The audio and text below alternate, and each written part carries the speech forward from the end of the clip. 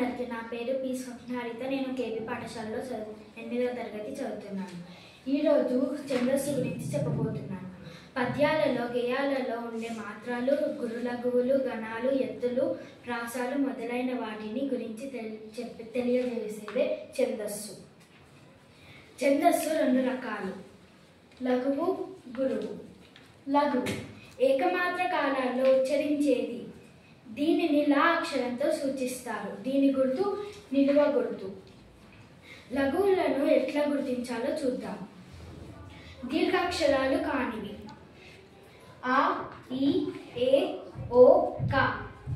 దీర్ఘం లేని ద్విత్వాక్షరాలు: క, చ, మ, ర, ల.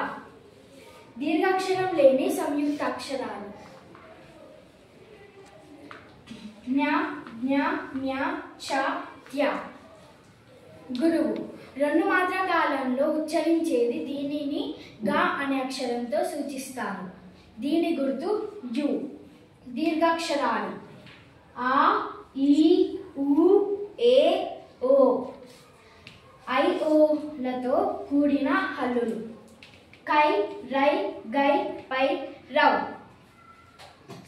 సున్నతో కూడిన అక్షరాలు: అం, చం, ఇం, కం, మం.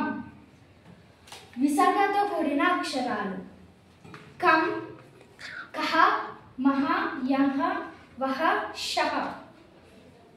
పొల్లు హల్లుతో కూడిన అక్షరాలు: కన్, నిన్, దుర్, విద్. ద్విత్వాక్షరాలకు ముందున్న అక్షరాలు: క, కర్ర, చిన్న, బొమ్మ. సంయుక్తాక్షరాలకు ముందున్న అక్షరాలు: పద్మ, రిక్త, చొట్ల, విద్య, దివ్య. ధన్యవాదాలు.